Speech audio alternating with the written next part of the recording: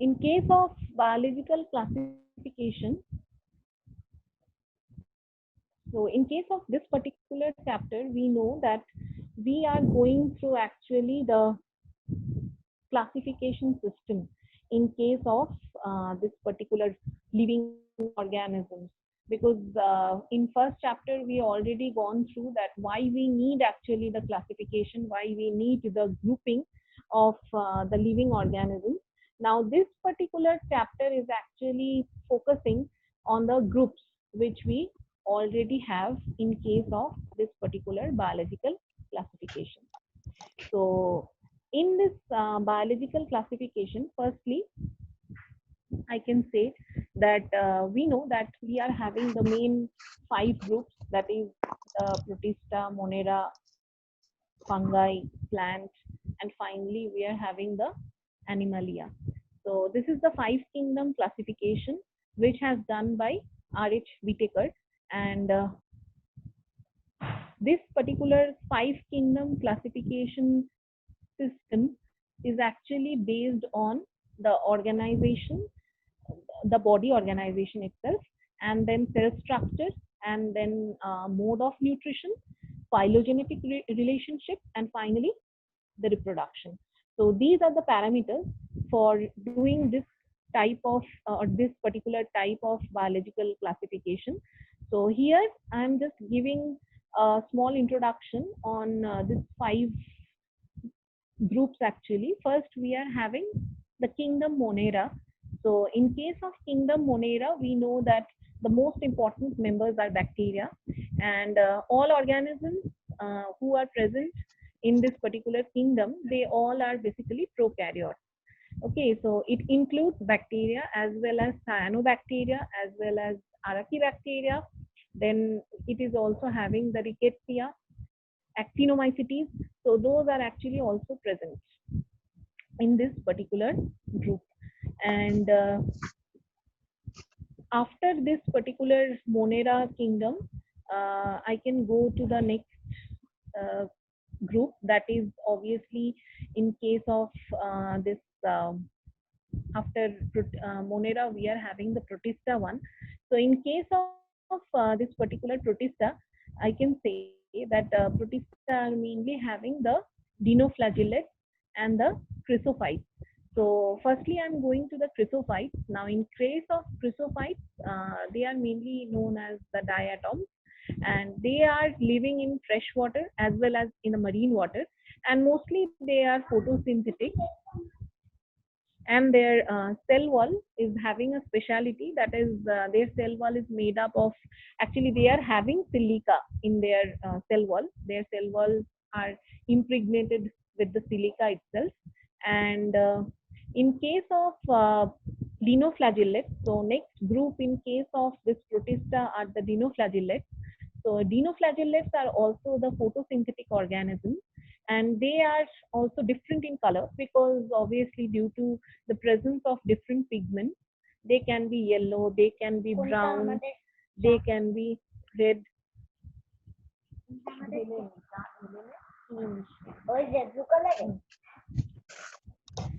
Okay, so the color is mainly due to the obviously the pigments, and the cell wall is made up of cellulose in case of dinoflagellates. Hello And they are hello. हाँ रितु हाँ मैं sir. ये slide थोड़ा slowly slide कीजिए क्योंकि आपका question भी और आंसर साथ में दिख जा रहा है अच्छा सर, ठीक है. हाँ तो जो क्वेश्चन दिखा रहे हैं क्वेश्चन दिखे आंसर दिखे सर क्वेश्चन आंसर दोनों आ रहा है ना? हाँ अभी दोनों दिख रहा है ना तो जब क्वेश्चन हाँ. पूछेंगे तो क्वेश्चन दिखना चाहिए ना ओ अच्छा अच्छा, ठीक है सर. हाँ सर अभी ठीक है. ओके. आपके स्क्रीन पे कैसा दिख रहा है सर मेरे स्क्रीन पे तो दो दो करके स्लाइड एक साथ आ रहा है. हाँ वही दो स्लाइड आ रहा है इसीलिए आप ऊपर स्क्रॉल करके हाँ रखिए सर, हाँ हाँ दो दो करके आ रहा है. तो पता नहीं. जूम कर दीजिए थोड़ा सा हाँ हाँ जूम कर हाँ हाँ, देंगे तो फिर क्वेश्चन हाँ ठीक है. ठीक है जूम करके स्लाइड कर दीजिए हाँ और बच्चे को आप इंग्लिश बांग्ला दोनों ठीक यूज है. करके बता सकते हैं हाँ सर. हाँ मतलब हेलो. मीडियम ऑफ लैंग्वेज आप इंग्लिश हाँ यूज सर. कर कैन एक्सप्लेन टू दैट। मतलब क्वेश्चन बोलने के टाइम? हाँ हाँ, आप बता सकते हैं पूरा। तो स्टूडेंट्स यहाँ पे हैं हाँ सर, वही मतलब थोड़ा chat- इंट्रोडक्शन। ठीक है ठीक है, हाँ चैट सर। में लोग आप देख नहीं पा रहे, बट आप आंसर कीजिए। अब लोग अनम्यूट करके क्वेश्चन पूछ सकते हैं। स्टूडेंट्स यू कैन अनम्यूट और पूछना है कुछ, हाँ हाँ हाँ, ओके सर, वो तो क्योंकि मैं बोली। हाँ ma'am is teaching from the mobile, तो उनको चैट ऑप्शन ठीक से दिख नहीं रहा है। हाँ, वही हैव वही। एनी सजेशंस और कुछ क्वेश्चंस पूछने हैं तो अनम्यूट कर लो अपने आप को और फिर क्वेश्चन पूछो। हाँ सर, मैं बोली हूँ, फर्स्ट चैप्टर खत्म करने के बाद भी बोली कि ठीक है अगर ठीक कोई। है, आप कंटिन्यू कीजिए। ये ध्यान रखिएगा कि क्वेश्चन सिर्फ दिखे, ओके सर, जूम जूम करके आप उसको दिखा सकते हैं। ठीक है। ठीक है। Okay. So in case of this particular dinoflagellates, as we are going through that, they are actually having the flagellus, and in case of this Chrysophyta and dinoflagellates, after these two groups, in case of this particular Protista, we are also having euglenoids. So in case of euglenoids, the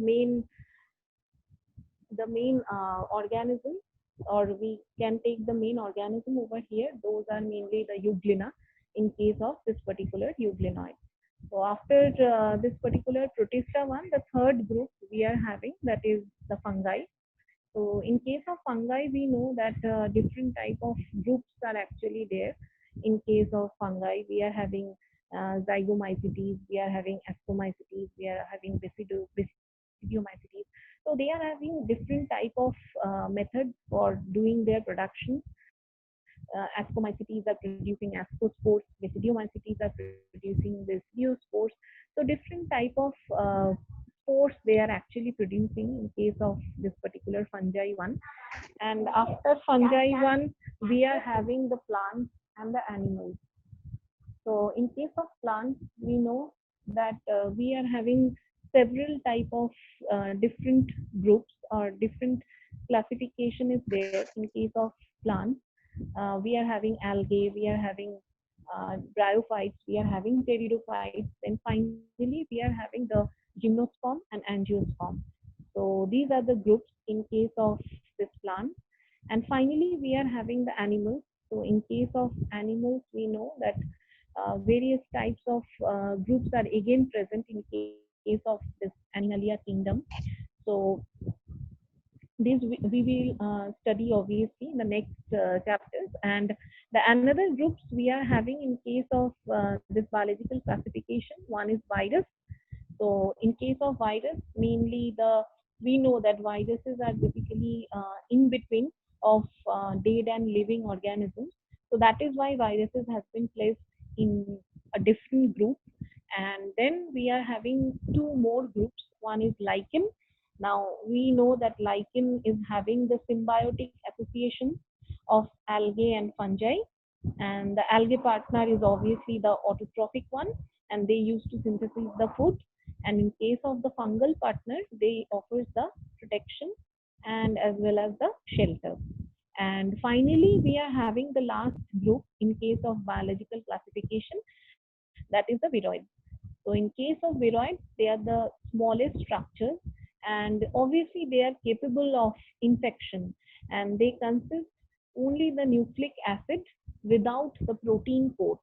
So in case of viroids, we can say that they are specialized structures. They are having only the nucleic acid, but they are not having any kind of coat. So that is the speciality in case of this viroids, and that is why they are placed in the different group in this particular biological classification. So if anybody is having any question, obviously they can unmute and they can ask. And if they are having any other question than this particular question, then also you can ask.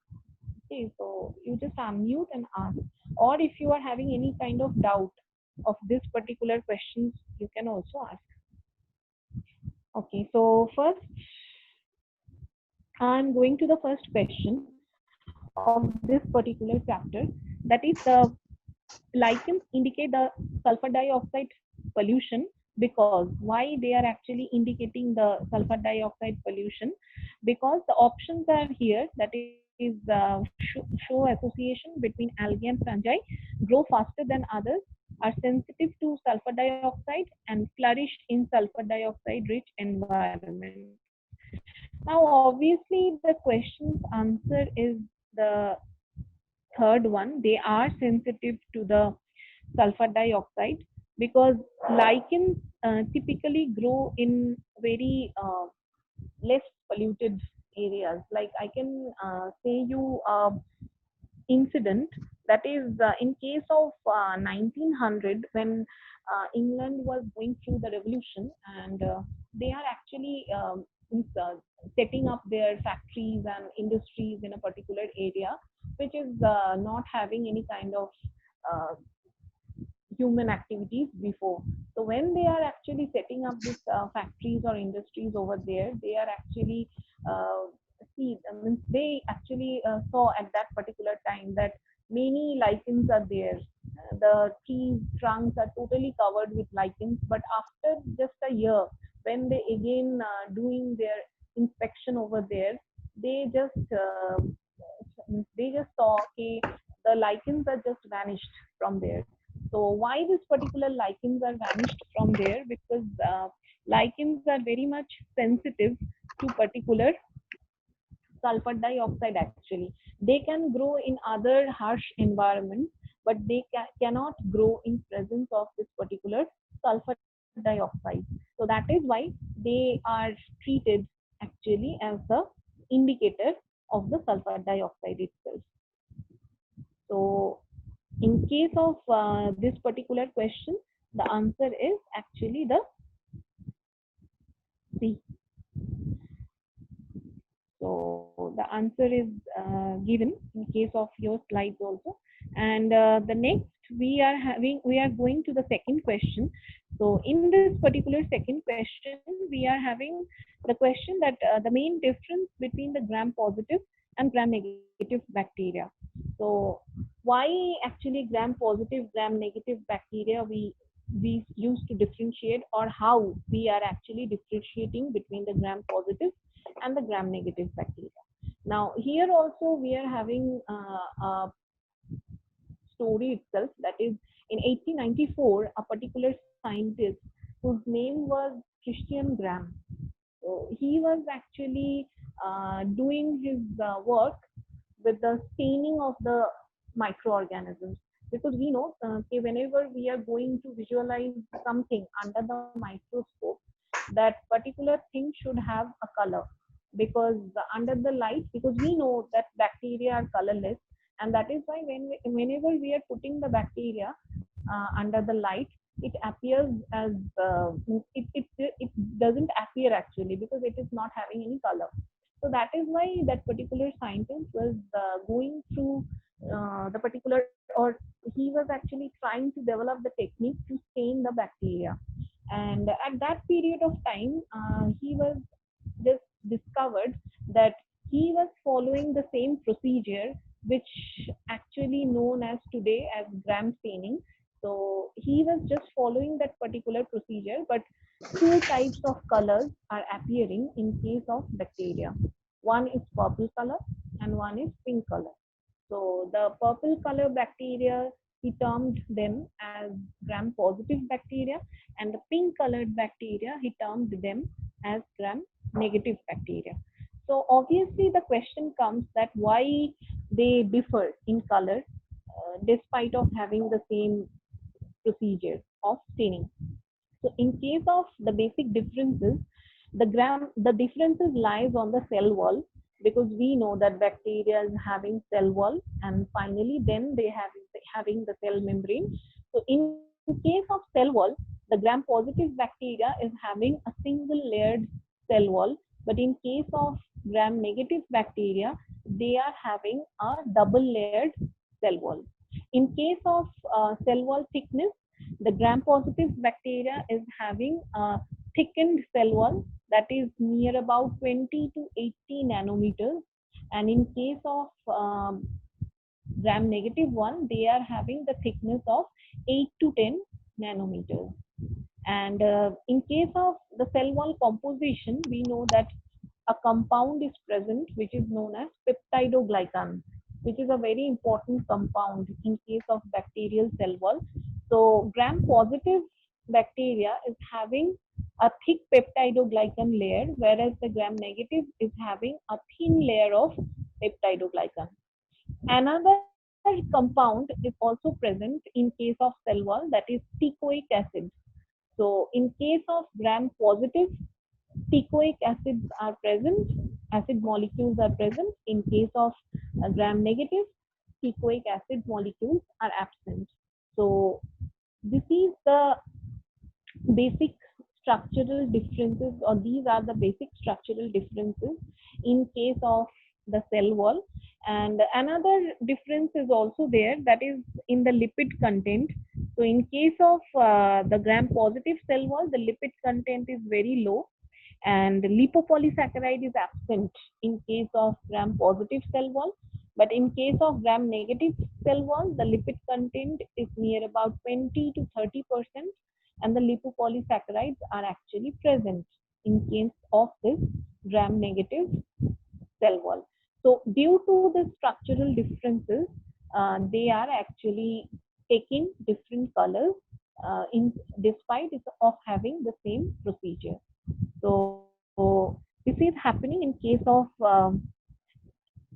gram-positive and gram-negative bacteria. So obviously the answer is the cell wall. The difference is lying in the cell wall itself.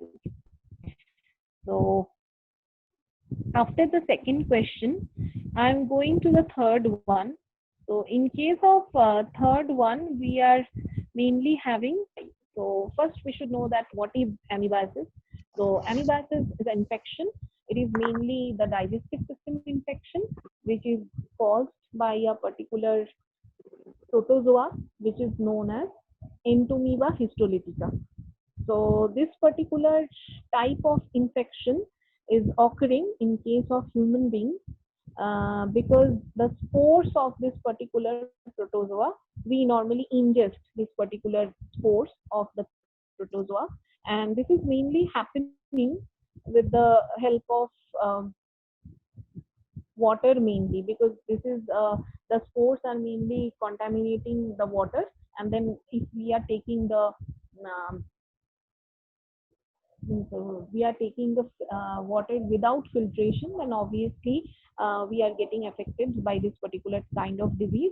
So in case of these four options, uh, I can say that amoebiasis is basically prevented by drinking of boiled water, because obviously boiled water, in case of boiled water, the spores are getting denatured or it is getting destroyed, and that is why we can get rid of this particular infection. So after this third question, next I am going to the fourth one. So in case of the fourth question, we are having the question that a non-photosynthetic aerobic nitrogen fixing soil bacterium. So non-photosynthetic means you know that they are not doing the photosynthesis. Aerobic means obviously they are doing their respiration in presence of oxygen, and nitrogen fixing. So they are actually performing the nitrogen fixation in the soil, and that is, we know that is important for increasing the fertility of the soil itself, and that is specifically done by the azobacter. So the answer over here is azobacter, because the rest of the bacteria are actually doing the nitrogen fixation with the help of, they are actually associated with the roots of the plants, of different plants. We know some plants are there which are actually helping in nitrogen fixation procedure. The best example is tea. So in case of this particular question, the answer is azobacter, the third one. So azobacter is doing the nitrogen fixation with the help of some particular enzymes. They are having a very important enzyme that is known as nitrogenase.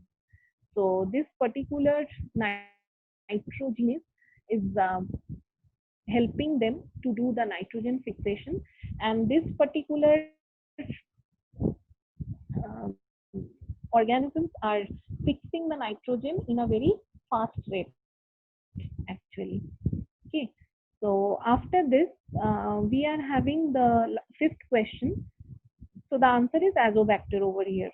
Okay, so next we are having the next one, that is the fifth one. So in case of fifth one, the question is um, absorptive heterotrophic nutrition is exhibited by. Now, what is absorptive heterotrophic nutrition? So heterotrophic nutrition means we already know that when some organism is depending on other organism for their nutrition, they are obviously heterotrophic. And absorptive heterotrophic means obviously they are doing absorption. They are sucking the nutrition from their host, and that is basically done in case of fungi, because algae, bryophyte, pteridophyte, they are normally having photosynthetic pigment and they used to do the photosynthesis. So in case of fungi, they are not having the pigment, the chlorophyll one. That is why they are having this absorptive heterotrophic type of nutrition. So the answer is B over here. Okay, so after this fifth question, I am going to the sixth one. So in case of sixth question, African sleeping sickness is due to. So first we should know that what is African sleeping sickness. So African sleeping sickness is a disease, and this particular disease, this is mainly shown in Africa itself, and that is why it's a particular tropical disease, and it can be fatal if it is not treated, and it is mainly spreaded by the bite of an infected tsetse fly, and this particular species of this particular fly is native to Africa itself, and that is why this particular disease is very common in Africa. And in case of this particular disease, they are actually affecting our central nervous system. For first few weeks, the person can experience fever, swollen lymph glands, then muscle ache, then joint pain, then headache, then irritability. So these things are happening in for first few weeks, and then finally this disease attacks the central nervous system. And if it is not treated, then the people can have alteration in their biological clock. They are having difficulty in walking, difficulty in thinking, and that is why this disease can be fatal if it is not treated.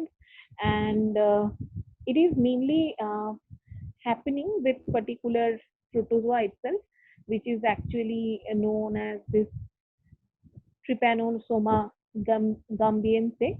And this particular thing is, or this particular protozoa is actually transmitted with the help of this particular tsetse fly. Okay, and so nextly we can say over here that this African sleeping sickness is mainly due to this uh, third one. The third option is correct. That is the Trypanosoma gambiense, that is transmitted by this particular Glossiana palpalis, and this particular Glossiana palpalis is means this is also a vector for this particular protozoa, and tsetse fly is also a particular vector for this particular protozoa. So this third one is actually correct for this particular question, sixth one. So after this sixth question, next I'm going to the seventh one. So in case of seventh question, we are having that bacteria lack alteration of generation because. Now first we should know that what is alteration of generation. Alteration of generation is basically a process where the living organism used to change their morphological features. Like I can say in the case of jellyfish, jellyfish is having alteration of generation. So in this particular process, they are having two stages in their life cycle. One is polyp stage and one is medusa stage. So in the polyp stage, they are actually doing doing their reproduction asexually, and in the Medusa stage, they are doing their reproduction sexually. So they are basically altering their methods of reproduction. They are altering their process of reproduction, and that is why this particular process is known as alteration of generation. Now, in this four options, the first one is neither syngamy nor reduction division. The second one, distinct chromosomes are absent. The third one, no conjugation. And the fourth one, no exchange of genetic material. So anybody of you can answer this question? Anybody? Just unmute and answer me this particular question.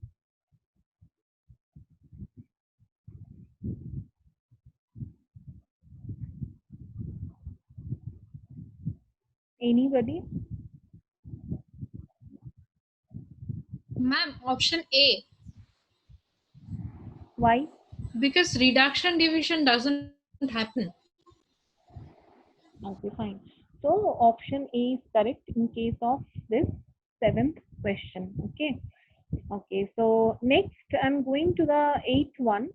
So in case of eighth question, we are having that E. coli is extensively used in biological research. So yeah, E. coli is a very good model for performing the biological research. E. coli ছাড়াও অনেক model আছে আমরা যেগুলো normally use করি. Rats are one of the best model. Then another kind of bacteria are also present. Those are also acting as models. Then we can say Drosophila. Drosophila is also acting as good model for biological research. So why they are actually extensively used for biological research? Actually, all options are correct. Easily cultured, they are easily available, they are very easy to handle, and they are easily multiplied inside the host. So these four options are actually correct for E. coli. So the answer is basically all of them, the E1. The another important feature for this particular models are they are actually having a very simple mechanism. In case of at least bacteria, or in case of fruit fly, I can say that they are having a very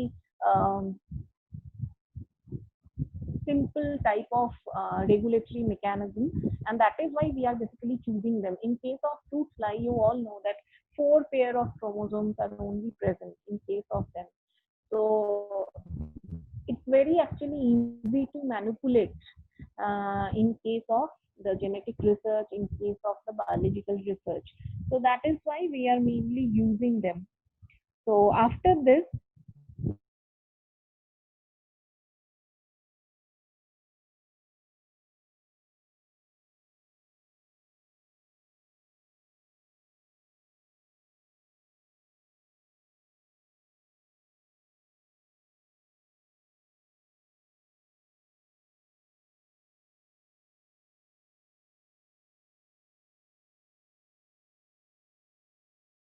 mosquito. So in case of this particular Plasmodium, if their vectors are going to be demolished because the spawns and puddles are not there, then this particular female Anopheles mosquitoes are not doing their uh, reproduction kind of thing. So obviously, if the vector is not there, then it is very difficult for them to spread out. So they may be destroyed if spawns and puddles are not there. But we are actually not sure because uh, I mean, scientists are actually saying that every organism is modifying them in every fraction of seconds. So in case of Plasmodium also, they can modify at that point of time. If ponds and puddles are absent, they may be find some another kind of vector or another route of transmission to spread out. So anyways, but yeah, now we know that ponds and puddles are needed for them, for their vector. So, because DNA dependent RNA polymerase is not, DNA dependent RNA polymerase is for other procedure. DNA dependent DNA polymerase is not there. So, the option RNA dependent DNA polymerase. This is the option, correct option in case of reverse transcriptase. So the fourth option is correct in case of this. Okay, so after the 10th question, I'm going to the 11th one. So in case of 11th one, we are having this particular question that temperature tolerance of thermal blue-green algae is due to. Okay, so temperature tolerance is there in case of Arachidactyria also. We know that those are thermophilic bacteria. So this particular thermophilic bacteria, we used to isolate also different kind of enzymes from this thermophilic bacteria, which are normally grown in hot springs, and they can withstand 100 degrees centigrade, up to 100 degrees centigrade temperature. So in case of this particular temperature tolerance, mainly the cell wall structure is mainly responsible. And in case of cell wall structure, normally they are having branched cell wall structure. But in case of মানে আমি এখানে এটাই বলতাম যে cell wall স্ট্রাকচারটা correct, but এখানে তোমাদের আরেকটা অপশনও রয়েছে, সেটা হচ্ছে হোমোপোলার বন্ড ইন দেয়ার প্রোটিন। তো হোমোপোলার যেহেতু তোমাদের স্পেসিফিক্যালি বন্ডিং টাইপ দেয়া রয়েছে, সেজন্য আমাকে বলতে হবে যে option D is correct, that is homopolar bonds in their protein. Covalent bonds তোমরা জানো, so homopolar bond is basically covalent bonds, and normally these are the strongest kind of bonds which are present in case of our nature. So that is why I can say that the temperature tolerance is mainly occurring due to the stability of the cell wall, and this stability of the cell wall is mainly occurring due to this presence of homopolar bonds.